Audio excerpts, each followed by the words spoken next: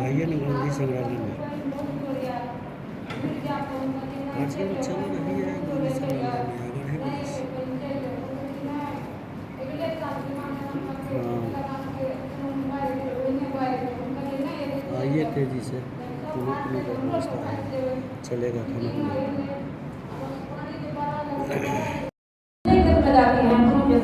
हम हैं जन सुनवाई कार्यक्रम गांधी संग्रहालय में।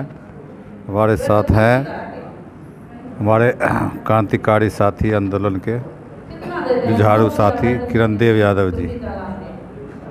किरण देव जी बताइए, प्रकाश डालिए जन सुनवाई में क्या निष्कर्ष आने वाला है। आज पटना के गांधी संग्रहालय में के सभागार में कोसी नवनिर्माण मंच के बैनर तले कोसी बाढ़ पीड़ितों के क्षतिपूर्ति एवं तटबंध के बीच रह रहे लोगों की पुनर्वास के सवाल को लेकर जन सुनवाई कार्यक्रम चल रही है।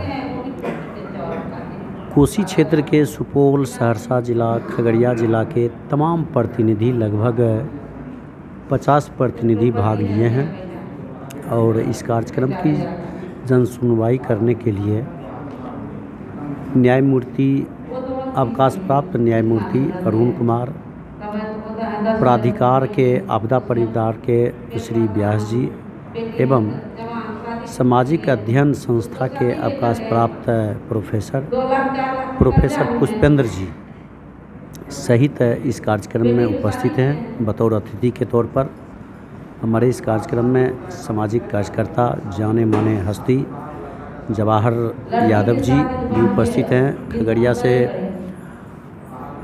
हमारे मुरली रविदास जी, श्रवण कुमार जी भी पहुँचे हुए हैं और महेंद्र यादव जी जो कोसी नवनिर्माण मंच के समन्वयक हैं, वो इस कार्यक्रम को कंडक्ट कर रहे हैं।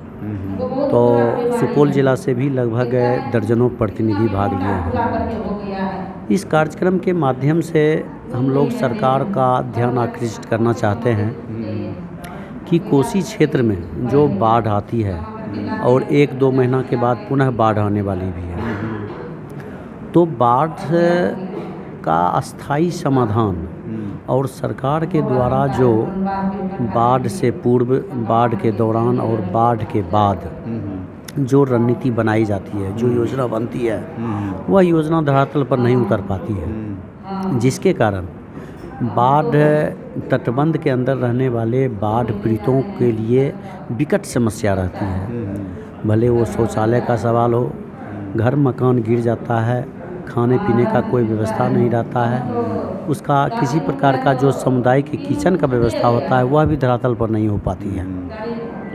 वहीं सबसे ज़्यादा परेशानी महिलाओं को होती है शौचालय का, शुद्ध पानी का बहुत किल्लत हो जाती है। फिर देखा जाता है कि खास करके पशुपालक और पशु जो रहते हैं, जानवर पालते हैं, उसका पशु आहार का सबसे ज़्यादा समस्या बन जाती है। ये तमाम प्रकार की समस्या, घर गिर जाता है लेकिन उनकी पुनर्वास नहीं हो पाती है, ज़मीन उनका कर्ज, खेती लायक ज़मीन कट जाता है, वो खेती पर जो निर्भर रहते हैं वो खेती विलीन हो जाता है नदी में, और फिर कटाव के कारण वहाँ ये हो जाता है, विस्थापन हो जाता है वहाँ। तो पुनर्वास और क्षतिपूर्ति मूल रूप से हमारी मांग है और सरकार को इस ओर ध्यान आकृष्ट करना चाहते हैं कि आपका जो आयोग है या आपदा विभाग है, जो बाढ़ के पूर्व, बाढ़ के दौरान और बाढ़ के बाद की नीति बनती है, वहाँ योजना बनती है, यह योजना सच्चे अर्थों में धरातल पर लागू होगी तो हम समझते हैं कि बाढ़ पीड़ितों का अस्थाई समाधान फिल वक्त हो सकता है। लेकिन बाढ़ का अस्थाई समाधान जो खास करके बारिश होती है, ये जलवायु परिवर्तन होने के कारण, जलवायु गर्म होने के कारण हिमालय पिघलती है, पानी वहाँ से उतर करके नेपाल आती है और समझौता के तहत नेपाल पानी छोड़ती है तो भारत में इन करता है पानी। तो ये तो सिलसिला हर साल होते ही रहता है।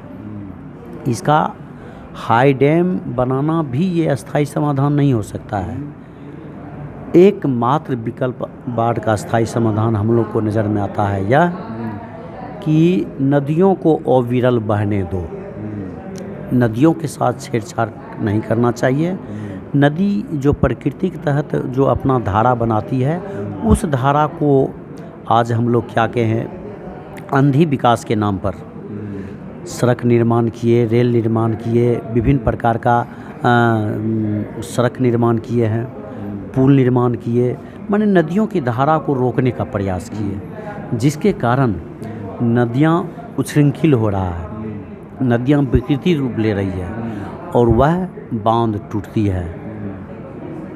निश्चित तौर पर नदियों को प्राकृतिक तरीके से अविरल बहने देना ही अस्थायी समाधान हो सकता है और आम जनता को, आम नागरिकों को नदियों के साथ, बाढ़ के साथ सहजीवन जीने की कला विकसित करने की ज़रूरत है। वहीं दूसरी तरफ हमारी सभ्यता संस्कृति